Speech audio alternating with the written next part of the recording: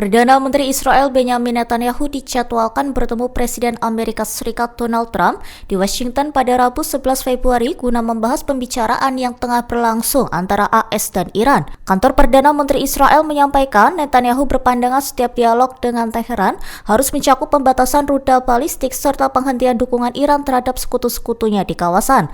Seorang pejabat senior Gedung Putih mengonfirmasi bahwa Netanyahu meminta jadwal kunjungannya dimajukan menjadi Rabu, bukan pekan berikutnya seperti rencana awal.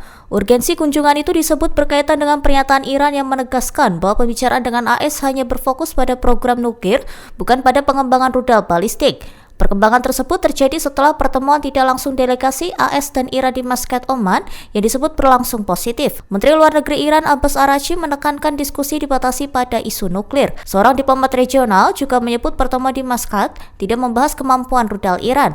Channel 12 menyoroti posisi Iran yang dinilai tetap kuat karena terus menentukan lokasi serta agenda pembicaraan. Media itu juga mengungkap adanya pandangan dari sejumlah negara Arab yang disebut telah menyampaikan kepada Trump bahwa Israel dinilai kembali mendorong Washington ke arah konfrontasi dengan Iran yang dianggap tidak akan mengubah situasi. Presiden Amerika Serikat Donald Trump menandatangani perintah eksekutif yang membuka jalan bagi penerapan tarif terhadap negara-negara yang tetap melakukan perdagangan dengan Iran. Kebijakan ini memberi kewenangan kepada Washington untuk menjatuhkan tarif hukuman meski belum langsung diberlakukan. Perintah tersebut ditekan pada hari yang sama saat AS dan Iran menggelar pembicaraan nuklir tidak langsung untuk pertama kalinya dalam lebih dari 6 bulan pada 6 Februari. Dokumen itu tidak menetapkan besaran tarif secara pasti, namun disebutkan contoh ilustratif tarif sekunder sebesar 25%. Dalam aturan itu dijelaskan tarif dapat dikenakan pada barang yang diimpor ke AS yang berasal dari negara manapun yang secara langsung maupun tidak langsung membeli atau memperoleh barang dan jasa dari Iran. Kebijakan ini juga mengatur peran pejabat tinggi pemerintahan AS. Menteri Perdagangan dan Menteri Luar Negeri diberi tanggung jawab untuk menilai apakah suatu negara terlibat perdagangan dengan Iran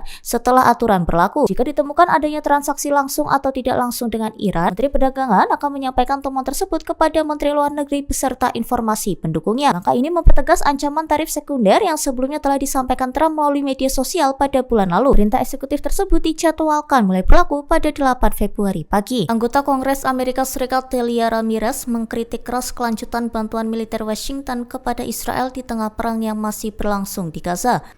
Ia menilai Amerika Serikat tetap terlibat dalam kematian warga Palestina karena persenjataan yang dipasok masih digunakan dalam operasi militer. Ramirez menyatakan tidak ada gencatan senjata nyata di Gaza. Ia menegaskan bom yang dipasok Amerika Serikat masih digunakan untuk menewaskan warga Palestina, termasuk anak-anak, merujuk pada laporan serangan udara terbaru yang menyebabkan puluhan korban jiwa. Ramirez kemudian mendesak Kongres menggunakan kewenangan konstitusionalnya terkait bantuan militer luar negeri. Ia meminta dukungan terhadap rancangan undang-undang yang ia ajukan, dikenal sebagai Undang-Undang Blok Bom, yang bertujuan menghentikan penggunaan jenis bom tertentu serta mengakhiri keterlibatan Amerika Serikat dalam konflik tersebut. Seruan itu muncul di tengah keputusan Departemen Luar Negeri Amerika Serikat yang baru-baru ini menyetujui penjualan senjata baru bernilai miliaran dolar kepada Israel. Paket penjualan tersebut mencakup helikopter serang Apache AH-64E beserta pelengkapannya. Bahkan Board of Peace yang dibentuk oleh Presiden AS Donald Trump juga dinilai tidak sesuai apabila bom AS masih terus digunakan untuk serang Gaza. Laporan Axios menyebut bahwa Gedung Putih menjadwalkan pertemuan para pemimpin pertama Dewan Perdamaian Gaza pada 19 Februari. Agenda itu juga disebut akan menjadi konferensi penggalangan dana untuk rekonstruksi Gaza. Rencana pertemuan itu masih berada pada tahap awal dan berpotensi mengalami perubahan. Pertemuan direncanakan berlangsung di Institut Perdamaian AS di Washington. Gedung Putih dan Departemen Luar Negeri AS belum memberikan tanggapan resmi terkait laporan tersebut.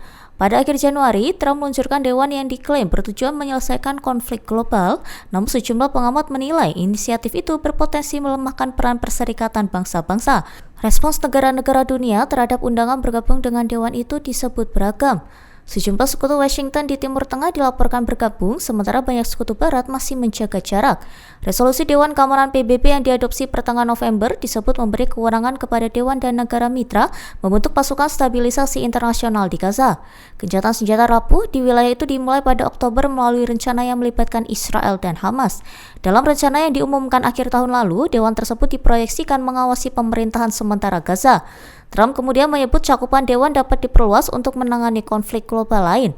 Sejumlah pakar hak asasi manusia menilai struktur Dewan itu menyerupai model kolonial. Kritik juga muncul karena Dewan disebut tidak melibatkan perwakilan Palestina. Download Tribun X sekarang, menghadirkan lokal menjadi Indonesia.